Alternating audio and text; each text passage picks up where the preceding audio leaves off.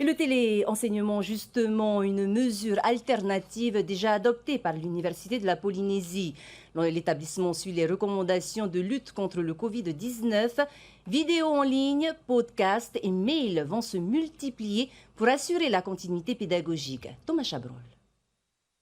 Nous avions la dernière fois abordé un nouveau chapitre, le chapitre portant sur la scène internationale.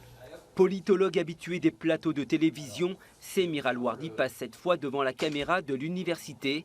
Dans ce studio, il enregistre les derniers cours du semestre pour que ses étudiants puissent avoir en ligne la globalité de son enseignement. Il y a à peu près 6 heures de cours par cours. Donc j'ai à peu près 4 cours qui n'étaient pas terminés, que je vais terminer. Les enregistrements vont se multiplier. 5 studios comme celui-ci seront à disposition des enseignants pour alimenter en contenu la plateforme numérique déjà utilisée à l'université. Pour les étudiants qui ne disposent pas de connexion Internet ou ne sont pas équipés, la présidence annonce le prêt de 60 ordinateurs de la bibliothèque et l'ouverture d'une salle informatique dédiée au téléenseignement. Ils seront obligés de passer par la case « je me lave les mains ». La salle sera désinfectée 2 fois par jour par une société. On va mettre une place sur 2, on aura un poste informatique sur 2, donc les distances seront respectées.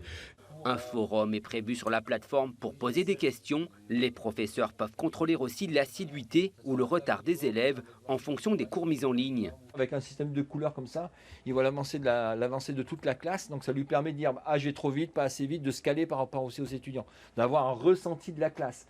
Selon les disciplines, les cours se feront via des vidéos de 15-20 minutes, des enregistrements sonores ou encore des travaux pratiques à télécharger et renvoyer.